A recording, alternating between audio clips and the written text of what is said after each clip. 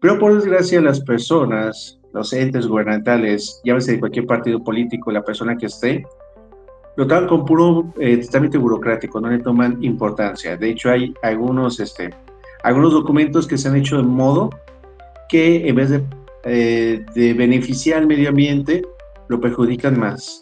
No se puede hablar de precisamente de que va mejoras, como bien lo mencionaba Claudia, la señora presidenta Claudia Sheinbaum, cuando las vías férreas pasan sobre cenotes que han sido destruidos, lugares sagrados, lugares que deben de ser conservados, que inclusive impidieron parte de lo que viene siendo los movimientos de la fauna local, que se conocen como corredores biológicos. Un estudio de impacto ambiental debe de hacerse durante meses o incluso años, para que sea bien hecho y no a modo, por caprichos de algún gobernante, de algún personaje político importante. Muy buenas noches, amables amigos. Aquí hay dato encerrado y nos acompaña el biólogo Gerardo Ramírez.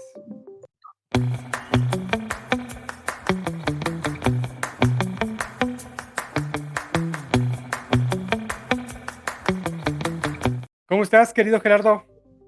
Hola, ¿qué tal, Julio? Muy bien, gracias. ¿Y tú cómo has estado? Oye, pues muy agradecido contigo por aceptar esta invitación para hacer un análisis de la política medioambiental que se asoma en este llamado autodenominado segundo piso de la cuarta transformación. En general, me gustaría conocer tus impresiones de lo que has visto acerca de la política implementada o anunciada más bien por Claudia Sheinbaum Pardo. Bueno, apenas va empezando un poco sobre, más bien, va empezando apenas su gestión como presidenta de la República, como presidente de la República de aquí Ajá. de México, pues apenas está en pañales. Para poder hablar un poco más de las impresiones que se puedan tener, pues hay que esperarnos unos días más, unas semanas más para ver qué es lo que sucede. Porque una cosa es lo que se dice, lo que se menciona y otra cosa son los hechos. Y apenas Claro. lleva, ¿qué te parece? 27 días que acaba de tomar posesión y Ujú. apenas no se puede ver palpable, no se puede visualizar qué es exactamente lo que está sucediendo o qué vaya a suceder en cuestión ambiental por parte de Claudia. Ok, pero es muy interesante ver algunos puntos de lo que ya ha hablado. Ha hablado de reforestación, Ujú. saneamiento de ríos y lagunas, ha hablado de proteger el 30% de las áreas naturales terrestres, el 30% de las áreas marinas para el año 2030 como parte, digamos, de su política ambiental. Me llama mucho la atención otro tema que dice que se incentivará la economía circular. Ahorita quiero revisar un dicho de la propia presidenta Ujú. sobre este tema. Habló de la regulación de concesiones de agua y que habrá atención a la contaminación industrial, es decir, la contaminación que dejan precisamente las empresas y entre algunos otros temas. Pero bueno, vamos a comenzar, si quieres, con este tema de la ampliación de las áreas naturales protegidas. Me interesa mucho conocer tu opinión. Lo que ha dicho es que se ha incrementado, recordemos que esta presidenta no habla de su periodo solamente, habla también del anterior, de Andrés Manuel López Obrador, y dice que en este proceso que se autodenomina como la cuarta transformación, se han incrementado el número de áreas naturales protegidas, incluyendo la reserva de la biosfera de Calakmul, que se ha convertido en la segunda reserva mundial de selva baja después del Amazonas. Se amplió un área en Tulum y se decretó como área natural protegida la, la zona de Calica, perdón, anteriormente afectada por procesos de minería. Me interesa mucho que veamos esta parte de lo que ha mencionado la presidenta Claudia Sheinbaum. Te invito a verlo. Claro que sí. En el caso del Tren Maya, lo que se hizo fue ampliar el número de áreas naturales protegidas. Entonces, por ejemplo, la reserva de la biosfera de Calakmul ya es la segunda reserva mundial de selva baja después de el Amazonas, gracias a los decretos que se hicieron. ¿Qué tenemos que hacer ahora? Pues que se conserve esa selva, que tenga se llama programa de manejo. Todas las áreas naturales protegidas deben tener un programa de manejo para su conservación. Para todas las obras nuevas, lo que se hace es una manifestación de impacto ambiental o algún otro instrumento. ¿Qué objetivo tiene? Que se mitiguen, o sea, que se compensen, que se hagan acciones en la naturaleza que permitan disminuir al máximo las posibles afectaciones. ¿Cómo ves, Gerardo? Me gustaría preguntarte qué tanto de la política ambiental, digamos, se ve afectada, para bien o para mal, por los decretos y básicamente el trabajo de escritorio, qué tan importante es para poder, digamos, tener acceso a estos derechos. Entiendo, muy bien. Hablaba ella sobre los impactos que tiene inmediatamente cualquier construcción que se realice y que tiene que hacer precisamente los estudios de impacto ambiental a través de un documento que se conoce como las manifestaciones de impacto ambiental. Políticas ambientales que tenemos desde hace bastante tiempo, desde hace bastantes años, pero por desgracia las personas, los entes gubernamentales, llámese de cualquier partido político, la persona que esté, lo toman con puro trámite burocrático, no le toman importancia. De hecho, hay algunos documentos que se han hecho de modo que en vez de beneficiar al medio ambiente, lo perjudican más. Te voy a poner el caso del Tren Maya. Cientos de árboles derribados. Un estudio de impacto ambiental con un documento de manifestación de impacto ambiental que fue ocultado prácticamente, que no estuvo a disposición de ninguna persona para saber exactamente cómo iban a mitigar todos y cada uno de los impactos ambientales. No se puede hablar de precisamente de que va a haber mejoras, como bien lo mencionaba Claudia, la señora presidenta Claudia Sheinbaum, cuando las vías férreas pasan sobre cenotes que han sido destruidos, lugares sagrados, lugares que deben de ser conservados, que inclusive impidieron parte de lo que viene siendo los movimientos de la fauna local, que se conocen como corredores biológicos. Entonces, ahí hay graves problemas, ¿no? El dato no lo tengo si realmente Calakmul sea una de sea la segunda reserva más importante después de la Amazonía. Ese dato no lo tengo. Con gusto lo investigamos y te paso la información con mucho gusto. En este tema, por ejemplo, de lo que se conoce como mitigación, ¿qué tan válido es, digamos, desde el punto de vista de la biología, que ante esta manifestación de impacto ambiental, pues se diga que va a haber una afectación evidentemente al medio ambiente? ¿Y qué tan válido es? Bueno, pues entonces vamos a afectar aquí, pero vamos digamos, resarcirlo A ver, con otra Salvador. acción.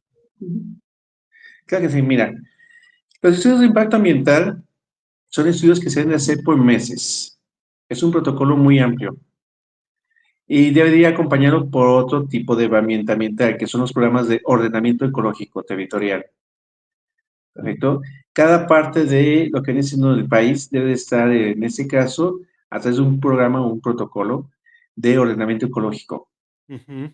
Tiene que ver precisamente con el ámbito de la naturaleza y la cuestión social y económica. Debe ser inclusive puede ser hasta por un año o más los estudios de impacto ambiental, y eso lo hacen consultoras independientes. Pero si tú haces un estudio de impacto ambiental a modo que nada más dure por un par de días, un par de semanas, vete tú a saber cuánto tiempo duró el estudio de impacto ambiental para que se hiciera el Tren Maya. Porque prácticamente se hizo sin que estuviera todavía hecho la manifestación de impacto ambiental, todavía no se concluía cuando empezaron las obras. Dime tú cuántos árboles tumbaron. Te hablé de cientos. Un solo árbol, ¿cuántos metros cúbicos de aire, de oxígeno te da al día? Desconozco Eso cuánto. multiplica, ajá, eso multiplícalo por los cientos que derribaron, o los miles, mejor dicho. Ujú. Van a plantar nuevos árboles, pero un árbol joven que recién plantan no te va a sustituir lo de uno ya maduro, uno viejo, ¿no? Que ya es en su mejor etapa. Y para eso se tiene que hacer cálculos, y ahí entran las estadísticas, para ver cuántos árboles jóvenes tienes que sembrar para que te den en ese preciso momento los servicios ambientales que te daba en cuestión de oxígeno, y hablando solamente de oxígeno, porque los árboles dan muchísimos servicios ambientales más. Entonces, tienes que hacer estudios que, como te menciono, debe ser por años. Tienes que estar viendo también el paso de la fauna. ¿Qué fauna pasa por ahí? Por donde vas a hacer la construcción. ¿Cuántos mamíferos hay? ¿Cuántas aves? Inclusive estamos hablando de insectos, algo que muchas personas ni siquiera lo toman en cuenta. Porque aunque tú debes un árbol, estás haciendo ya un cambio. Inclusive en el suelo, ¿cuánto de ese suelo estuvo ya erosionado? Y se perdieron los nutrientes. Vas a provocar también que haya inundaciones en ciertas partes. Entonces, un estudio de impacto ambiental debe de hacerse durante meses o incluso años, para que sea bien hecho y no a modo, por caprichos de algún gobernante, de algún personaje político importante. Ok, oye, y sobre este caso en específico, ¿conoces si estos estudios que se han hecho son públicos y si tienen alguna, digamos, eh, no sé si la legislación contempla que tienen que ser públicos? En teoría deben ser públicos, por eso existía el Instituto Nacional de Transparencia, el INAI, que bueno, no sé si aún siga vigente con las reformas No, que o sea, hicieron, sí creo que ya sigue, no lo ven. no, sí sigue vigente, el tema es que ya está a punto de desaparecer, pero sigue vigente. Perfecto. Y deben de ser públicos. Inclusive, antes de que se publiquen los estudios de impacto ambiental, se hace como ¿cómo te diré? Para que sea un poquito más entendible. Como una conferencia, por así decirlo, donde participan personas que están a favor y en contra. Un diálogo que es abierto a todo público, donde los especialistas opinan, público general también puede opinar, decir que están a favor o están en contra de tal o cual proyecto. Y los estudios de impacto ambiental deben estar abiertos a todo público, para que sepan exactamente qué es lo que se va a hacer, cómo se va a hacer y cómo se va a usar el daño ambiental en este caso. Muy interesante. Pues mira, vamos a escuchar, vamos a cambiar un poquito de tema, vamos a ver el tema de Acapulco, donde Ah, habló de algo que me parece muy interesante, que es un asunto de vivienda irregular. Vamos a escucharla. perfecto. Al menos 15 colonias han detectado justamente que tienen la necesidad de reubicarlas. Preguntarles si estos apoyos entran dentro de este programa, son aparte y pues si ha detectado más justamente en esta visita que usted hizo, si se necesitan pues más reubicaciones en más colonias de Acapulco, de Guerrero. No son 15 colonias que necesitan reubicarse, son esencialmente las que están en la parte baja, cerca del aeropuerto. Esa era en realidad una zona lagunar y se desarrolló, y cuando vienen estas grandes lluvias y avenidas de ríos que buscan su cauce, pues se inundan. Entonces hay una parte de estas viviendas que está en la parte baja, incluso hay una zona que todavía tiene bastante agua, que se está buscando hacer un canal. Estas personas están en un albergue. Edna va a entrar a un censo para saber cuántas son y dónde se pueden reubicar. Es esencialmente una zona de una colonia y quizá algunas otras, pero no son 15 colonias. Ah, bueno, no son 15 colonias, pero estamos hablando de que en el país hay un amplio porcentaje de vivienda irregular y aquí la presidenta dice que es una zona lagunar, es decir, es un lugar donde normalmente hay agua, el agua, hay un dicho que dicen que el agua siempre busca su camino. Entonces, pero en principio veo varias cosas, Gerardo, ahí, a ver si nos puedes dar un poco más de claridad. Pues tenemos un problema fuerte, yo creo que en buena parte del territorio con este tipo de construcciones. ¿Quién las permitió? ¿Cómo se permitió? El hecho de que haya tres ámbitos de gobierno, pues a lo mejor nos va a dar el ambiente perfecto para poderse zafar del problema, pero ahí pues tiene que haber un responsable claro y evidente. A final de cuentas, hay una autoridad que permitió que hubiera este tipo de asentamientos. Estamos hablando de uno solo, que la compañera reportera pues dijo eran 15 colonias, pero a final de cuentas eso no es lo importante es que tenemos un caso de un asentamiento irregular que por un asunto, digamos, natural, pues provoca un grave problema. Ahí, ¿de qué tamaño será la problemática a la que nos estamos enfrentando, Gerardo? ¿Es posible siquiera tener una idea del tema, del grave problema que estamos enfrentando? Pues no, no tenemos una idea porque es un problema gigantesco como tal, la vivienda irregular. Obviamente, como tú mencionas, ¿quién autorizó construir ahí? Para eso voy a retomar lo que había mencionado minutos atrás. Existe y debe existir para todo México y cada una de las regiones, cada estado, cada municipio, los programas de ordenamiento ecológico territorial, que nos dan como una de las herramientas el tipo de uso del suelo. ¿Qué significa eso de tipo de uso del suelo? Podemos decir que a lo mejor puede ser un uso forestal, estamos hablando de bosques, si se puede construir o no, y si se puede construir, entran los estudios de impacto ambiental. Las manifestaciones de impacto ambiental que rigen, si es en zona federal, la Ley General de Equilibrio Ecológico y Protección al Ambiente, la Ley GEPA. Si es a nivel estatal, bueno, para el estado de Jalisco, la Ley EPA, que es la Ley Estatal de Equilibrio Ecológico y Protección al Sí. Ambiente de Jalisco. Y bueno, las leyes ecológicas que emanen de cada uno de los municipios para que podamos evaluar y qué se puede hacer. Aquí el problema es que es una zona lagunar, hablando de parte de Acapulco, que se secó de manera ya sea natural, porque no hubo buen temporal, porque hubo parte de sequía, o si fue por cuestiones humanas, no se hubiera permitido ahí construir, para nada. Como bien dice, el agua tiene memoria, así como bien lo dijiste hace unos segundos. Ujú. A lo que se ve la presidenta Claudia, de esas avenidas de agua que bajan, son las escorrentías, perfecto, por donde antes bajaba precisamente ríos, de antaño. ¿Y por qué se inunda más rápidamente? Porque urbanizamos, pavimentamos, no hay filtración de agua, no hay algo que retenga el agua que haga que el agua baje más lentamente, sino baja ya de cascada, en un lugar donde ya urbanizamos, donde hay puro asfalto o cemento. Ya no hay forma en que se filtre de manera parcial y gradualmente la infiltración de agua, ¿no? Va de lleno hasta donde tope. Y como bien lo menciona, es la parte baja. Obviamente ahí es donde se va a inundar. Y son lugares donde no deberían de construirse para nada. Por eso tenemos esas leyes ambientales que nos pueden ayudar a decidir qué podemos construir, qué no podemos construir y dónde debemos de construir. Ahora imagínate, construyen. Esa es una laguna. Sería bueno investigar qué había anteriormente ahí, qué vegetación, porque nos ayuda mucho en los manglares, para evitar los fenómenos tan fuertes de los huracanes.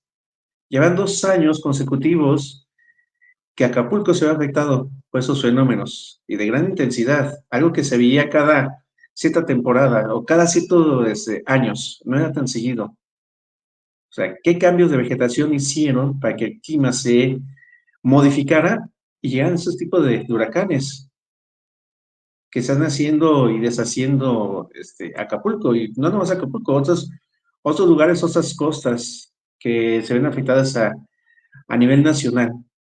Y ese es el gran problema. Y como el huracán ya entra de lleno, no hay algo que nos proteja dentro de las costas, pues provoca precisamente esas inundaciones. Entonces, la gran cantidad de agua que cae de los huracanes baja, ponle que es como si fuera un coche que va como a 100 kilómetros por hora prácticamente, y obviamente va a llegar al punto bajo, y es donde va a hacer todo su despapalle. De hecho, hay por ahí un video, no sé si lo hayan visto, donde se hacen pruebas en una pecera grande, donde hacen movimientos del oleaje precisamente Sí, de cuando llega un huracán, sí, sí, sí, sí. cuando hay vegetación y cuando no hay vegetación. Y las plantas marinas, digamos, detienen la onda de las olas. Así es, que es precisamente los manglares, parte de los Mm, manglares y parte de la vegetación que está en la costa. Que ahora te llegan los desarrolladores de hoteles, lo tumban, pues sí, para que lleguen los turistas, estén ahí a un ladito del mar, pero oh sorpresa, quien también permite construir hoteles a la orilla del mar. Es que si te Y pones a también, verlo si te pones a verlo así como lo estás planteando, pues, evidentemente, acabar con esto sería destapar un gran, gran nido de corrupción, y que no, digamos, no solamente involucraría la Cuarta Transformación, sino también al pasado histórico con el que no se quieren ligar, y a lo mejor sí, esta es una buena manera de decirles: "Miren, son lo mismo, porque sigues la misma política". sí, es correcto. Y no nomás se cuestión del gobierno federal, sino también el estatal y municipal, porque son los tres gobiernos que deben de estar acordes. Porque quien da el cambio de uso del suelo no es el gobierno federal ni el gobierno estatal, es el municipal. Solamente quien autoriza el cambio de uso del suelo en zonas forestales y zonas de donde haya agua es el gobierno federal. Súper interesante. Bueno, Ujú. vamos a ver este otro clip de la presidenta Claudia Sheinbaum, en donde habla de este concepto que quiero platicar contigo, que se denomina economía circular. Ah, perfecto. Decir, pues todo llega a afectar el medio ambiente. Ahora, hay actividades productivas que mejoran el medio ambiente, como el reciclamiento de basura, por ejemplo. Eh, la basura que queda en un relleno sanitario o tirada en un basurero, si la reciclas, pues estás, le llaman los expertos, quitándole pasivos. Entonces le estás descontaminando y convirtiéndolo en algo productivo. A eso se llama economía circular. Ahora, en el caso de las obras, pues lo que se hace es qué medidas tenemos que hacer para disminuir esos impactos ambientales. Eso se llaman medidas de mitigación.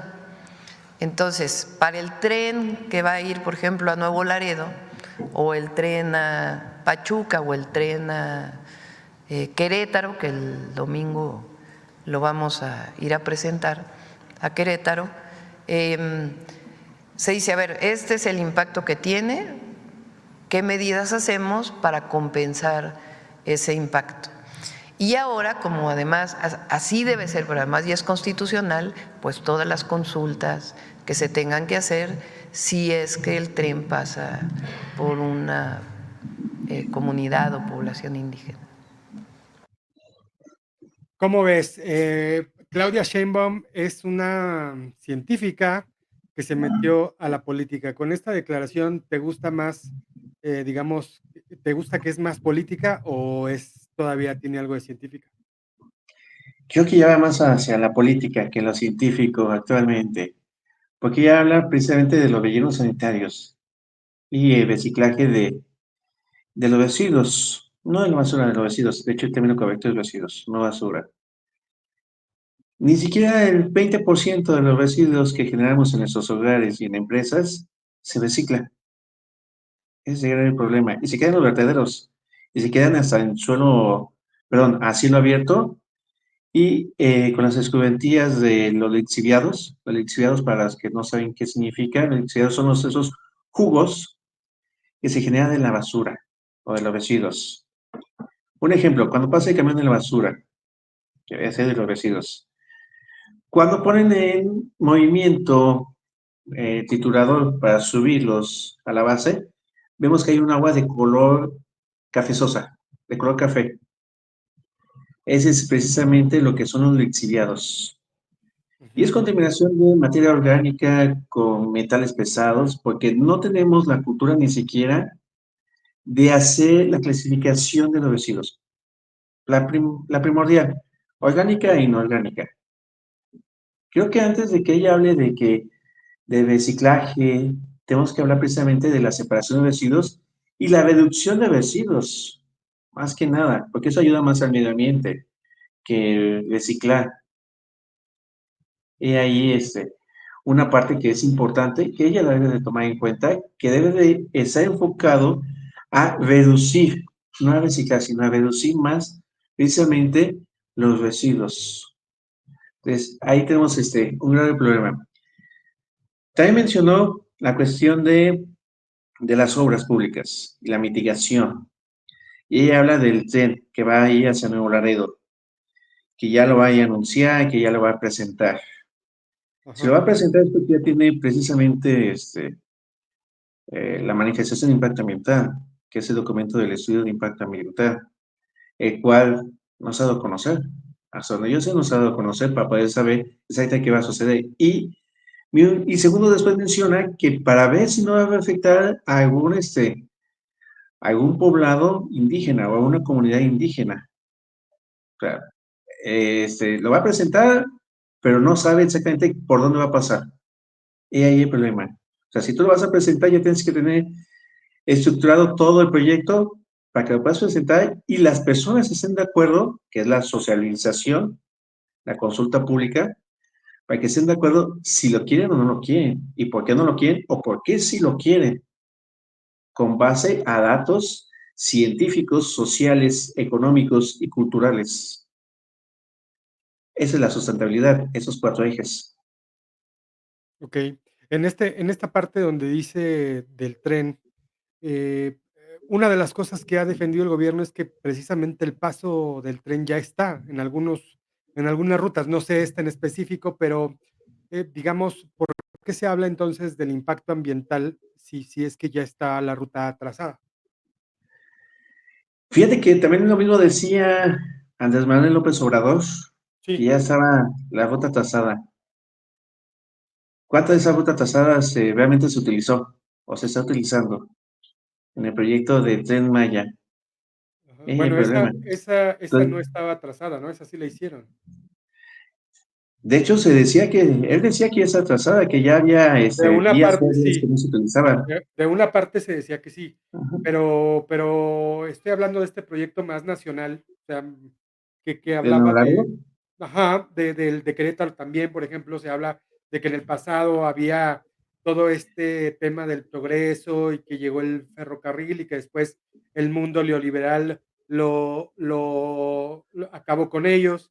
Qué tanto de eso será cierto? A mí me gustaría saber por qué tanto el enfoque del tren. ¿Por qué tren? ¿Por qué tiene que ser un tren? ¿Por qué no buscar otras vías alternas o otros medios de transportes alternos? Una de las cosas que se Bien. decía también era que, por ejemplo, en países en un continente como Europa, el tren seguía siendo funcional, que en Japón se estaba invirtiendo en vías férreas. No sé si el contexto cultural sirva para compararlo, pero eso es lo que se decía. Ujú. Bien, digo, según la información que yo tengo, me voy a basar en el Tren Maya, creo que se mueve a través del carbón, Sí, no es de manera eléctrica, no, no es de sí, sí, manera sí. de magnetismo, como es en Japón o como es en Europa. Entonces, ¿cuánta contaminación va a haber? Estamos generando con la quema del carbón. Eso no es sustentable. Ajá. Eso no mitiga Y los daños tampoco el tren ambientales. eléctrico y tampoco el tren eléctrico es sustentable, ¿verdad? O sea, también la generación de energía también genera también provoca contaminación. Así es correcto, pero es menor la contaminación. Okey, O es sea, ahí menos. sí hay una mitigación. Mitigación significa que tienes la parte negativa, o los efectos negativos. Ujú, Y tienes ¿cómo lo vas a mitigar para ver si esos impactos negativos al medio ambiente? Ah, bueno, si lo haces de manera eléctrica, pues bueno, solamente va a ser una sola parte donde se va a estar generando la planta hidroeléctrica, donde va a estar generando el problema. Más no vas a estar emitiendo emisiones de CO2 durante todo un gran trayecto de una selva, de un bosque, de cantidades de toneladas de dióxido de carbono junto con otros contaminantes. okey. Esa es la diferencia. Ahora bien, si tú sabes dónde están los corredores biológicos, puedes hacer puentes. Hay países donde hacen puentes donde son los corredores biológicos. ¿Qué son los corredores biológicos? Son los pasos de la fauna, porque la fauna, los grandes depredadores, no se quedan en un solo sitio, se desplazan. Igual también los herbívoros se van desplazando. Entonces, si tú cortas esos pasos biológicos, ¿qué es lo que haces? Vas seccionando precisamente las poblaciones y las comunidades de los animales y ya no hay desplazamiento que provoca que se apreguen solamente las poblaciones que se encuentran solamente en ese lugar y provocan problemas genéticos, que ya estamos hablando de algunas mutaciones, de algunas enfermedades, los cuales provocan que las crías no puedan sobrevivir durante los primeros días. Por eso por esas enfermedades genéticas que se generan.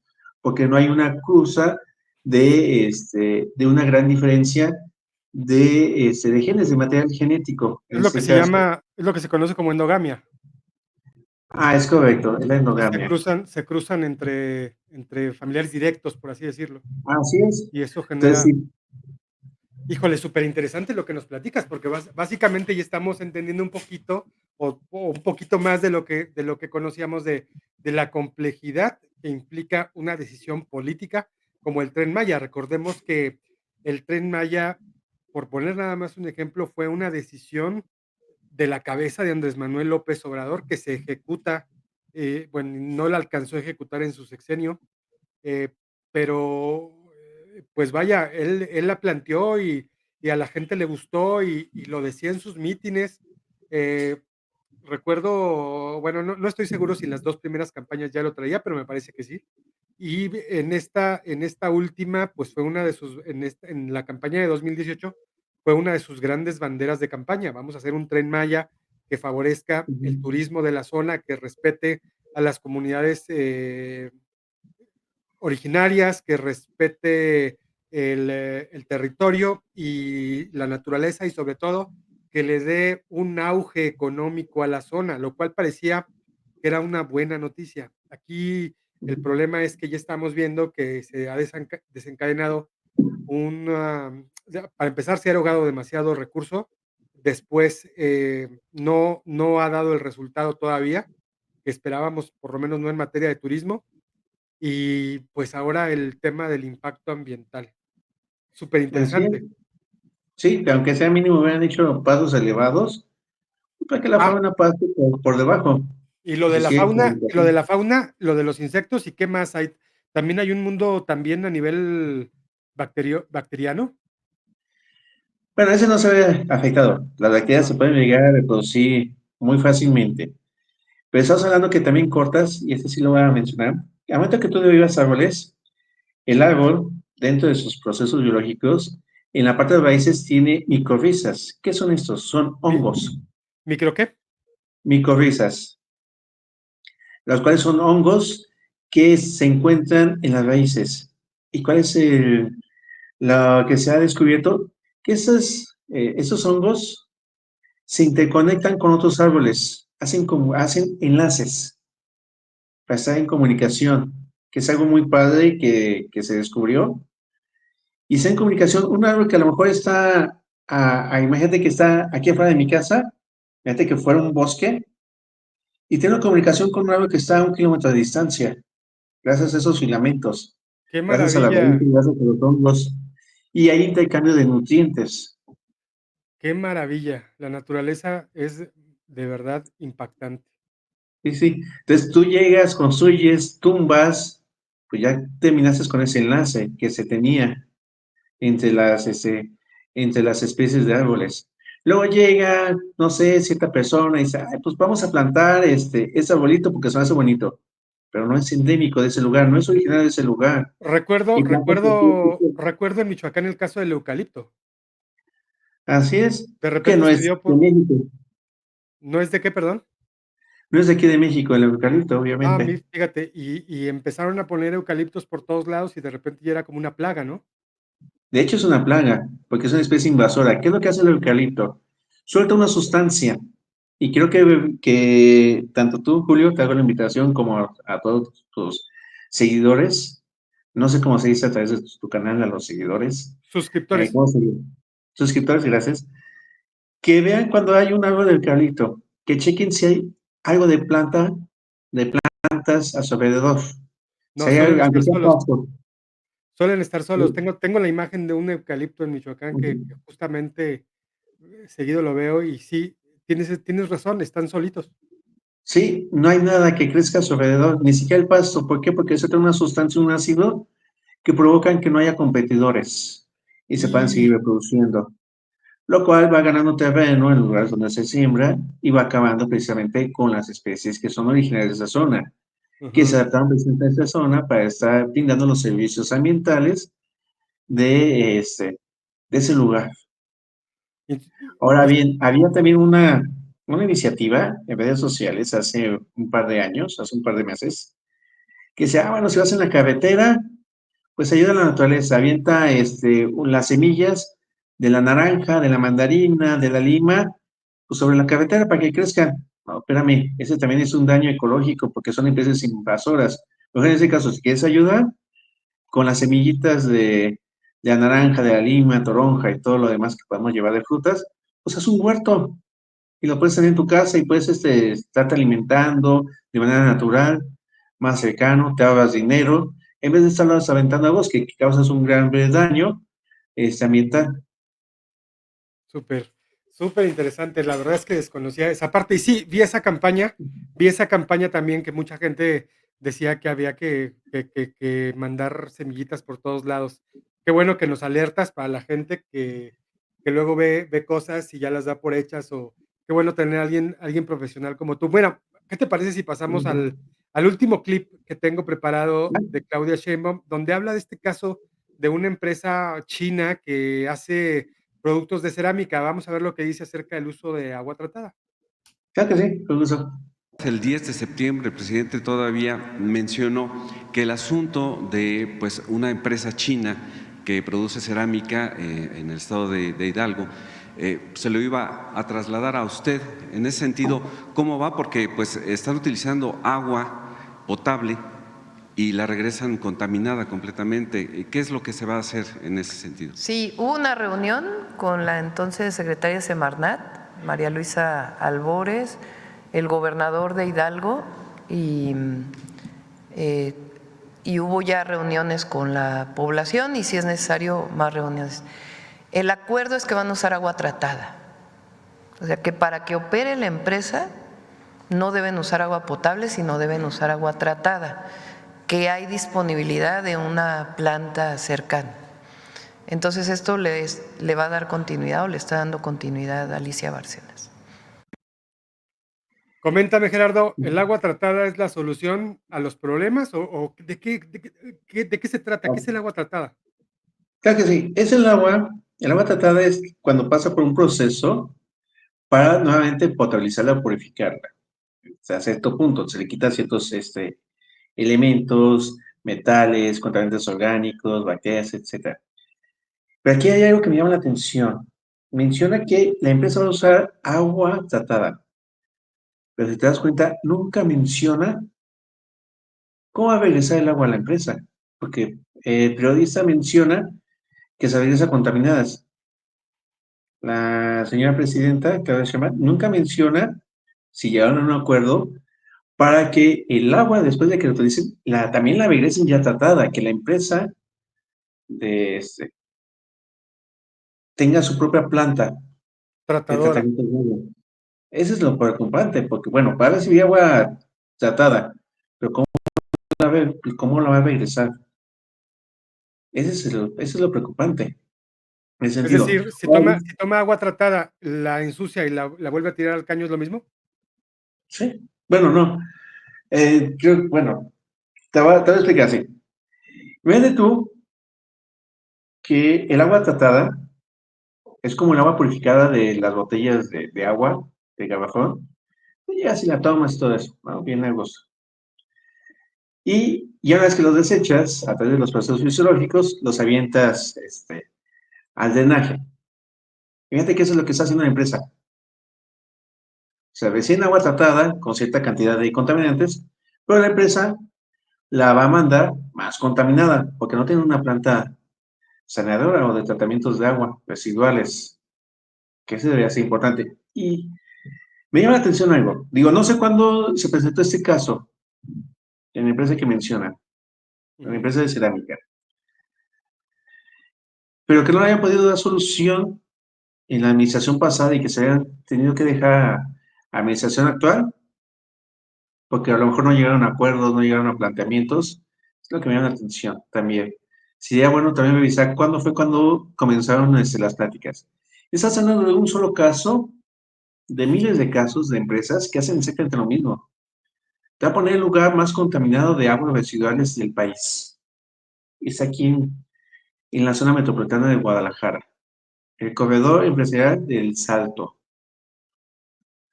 donde tenemos lo que es el río Santiago totalmente contaminado.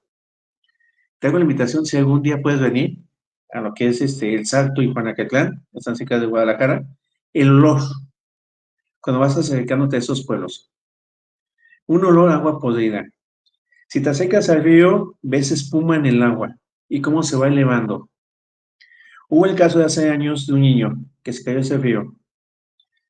Lo sacaron rápido, pero el niño murió por la contaminación de las mismas aguas, en cuestión de días. Y los políticos decían que no fue por eso, pero obviamente los científicos, por parte de la Universidad de Guadalajara, pues revisaron el agua y sí, tiene metales pesados. ¿Por qué razón? Porque ninguna empresa tiene tratamiento de aguas residuales, así como se sacan el agua al drenaje, así se va al río Santiago, sin ningún proceso. Y ese ahí el problema. Estamos hablando de ese problema. ¿Cuántos más hay en otros lugares que están realizando exactamente lo mismo? Está bien que usen agua tratada, pero ¿cómo la van a regresar? Tenemos el caso de una empresa lechera en el norte del país que está dañando Cuatro Ciénegas, un lugar único en todo el mundo, donde los científicos que les gusta estudiar el pasado de la Tierra han encontrado muy buena información ahí y que ya se está dañando y se está contaminando y se está destruyendo por solamente una empresa lechera. Digo, no voy a mencionar el nombre a menos que tú me lo quieras decir que no haya ningún problema, es con mucho gusto menciono el No, nombre. no tengo problema yo. Perfecto, la empresa Lala. Lala. O Coca-Cola, también qué es lo que está haciendo. Te pone campañas muy hermosas de que están plantando árboles, Ujú. que están haciendo grandes obras en favor del medio ambiente, pero ¿cuánta agua están quitándole a los pobladores para acapararla, para llevar a cabo todos sus procesos? Entonces, ahí el problema, porque las empresas están generando lo que ya es un conflicto y que ya existe desde hace ya varios años de la guerra del agua en México. Y tú lo has visto en varias notas donde las personas ya ni siquiera tienen agua potable, que tienen que pedir pipas o tienen que caminar largos, largos trayectos para poder traer una cubeta con agua. Sí, ¿Por qué? Porque En desvían Ciudad de precisamente los México, ríos. en Ciudad de México ya se ven esos escenarios. Sí, sí, sí. Porque las empresas, pues, precisamente acaparan parte de esa agua y desvían, hacen cauces artificiales para desviar el agua. O hacen rellenos, como tipo presas, para que el agua no siga su curso y se vaya directamente con ellos. En el caso del Estado de México, que mencionas, ahí es otra problemática. Sale más agua de la que entra, o que la que es captada por temporada de lluvias. El sistema Cutzamala ya es un sistema totalmente viejo, que se tenía previsto para que así sea cierta cantidad de población, cierto número de población, ya se rebasó y ese ahí el problema, de que ya no se dan avances. ¿Y por qué siempre quieren aprovechar Cutzamala? ¿Por qué no ve más allá? Buscar otras alternativas. Te decía en una entrevista anterior hace ya varios meses, ¿por qué no buscar los sistemas de captación de agua de lluvia? ¿Cuántos millones de metros cúbicos se van al drenaje al momento que llueve? O sea, así como cae, se va al drenaje. ¿Por qué no captarlo y aprovecharlo? Y con eso podríamos dejar respirar el Cutzamala y otros lagos, ríos, lagunas, los podemos dejar respirar durante esta temporada de lluvias, se puedan rellenar y podamos poder utilizarlos en el estiaje o en la temporada de sequía. Afortunadamente hubo un fenómeno este año que a mí me dejó impresionado. Un lugar que está totalmente seco, que ya no tenía nada de esperanzas. En Nuevo León llega Alberto. Alberto fue una maravilla, ese huracán fue una maravilla para esa zona del país, algo que no se veía desde hace años. Y más que hacer un escándalo por por toda la cantidad de agua que emitió Alberto, pues fue hasta una bendición, porque llenó presas, llenó ríos, llenó cuerpos de agua, que ya están prácticamente desahuciados. Digo, eso fue maravilloso. Ahora falta que realmente esa zona del país sepa aprovechar esa segunda oportunidad que se les dio Sí, y no ya, estén aportando agua. pero la política pública lamentablemente está pensando en llevar empresas a Tabasco o hacer trasvases para surtir la Ciudad de México desde Tabasco, lo cual, pues, hasta donde entiendo, es un despropósito. Sí, no, no, no. Entonces deben de ver más allá, porque ¿cuánto van a invertirle en construir el acueducto? Porque va a ser un acueducto Ujú. para poderlo llevar. Obviamente va a ser subterráneo. ¿Cuánto vas a tener de impactos ambientales negativos para construirlo? ¿Cuántos árboles vas a derribar? Vemos a lo mismo. ¿Cuánto tierra vas a erosionar? ¿Cuánta parte de selva, bosque vas a tumbar? ¿Cuánta fauna va a verse afectada? Solamente puedes tratarse, siendo que es más fácil, más práctico, más sencillo la captación de agua de lluvia. Muy interesante, Gerardo. Pues aquí lo tienen, amables amigos. Gerardo Ramírez, él es biólogo de Jalisco y le agradecemos mucho que haya estado. Pues algún último mensaje, Gerardo, ya para despedir esta transmisión. Creo que sí, bueno, antes que nada, pues agradecerte por haberme tomado en cuenta nuevamente para hablar sobre estos temas ambientales, políticos, sociales. Pues a la orden para que gustes y bueno, esperemos, apenas van 28 días de la gestión de la presidenta Claudia Sheinbaum. Esperemos que como ingeniera ambiental, porque ella es precisamente científica del área ambiental, no es ambientalista, porque ambientalista es otro término totalmente diferente. Esperemos que realmente sí pueda hacer algo para mejorar el medio ambiente y la naturaleza de este país, realmente como debe ser, aplicándose las leyes que se han hecho, tanto a nivel de la Constitución, las leyes generales, y las normas oficiales mexicanas, para que realmente se pueda mejorar la calidad de vida del ser humano que vivimos aquí en México, de cada uno de los mexicanos. Sin duda, y también, pues, una exigencia generalizada, pues, está el respeto a la naturaleza, y creo que eso viene muy, implantada como idea en las generaciones más jóvenes. Ojalá que se les dé seguimiento a este tipo de temas y haya una exigencia de verdad fuerte contra, todas las autoridades, no importa el ámbito de gobierno del que se trate, tanto en el ámbito local que son los que otorgan los permisos digamos, de operación más pronta.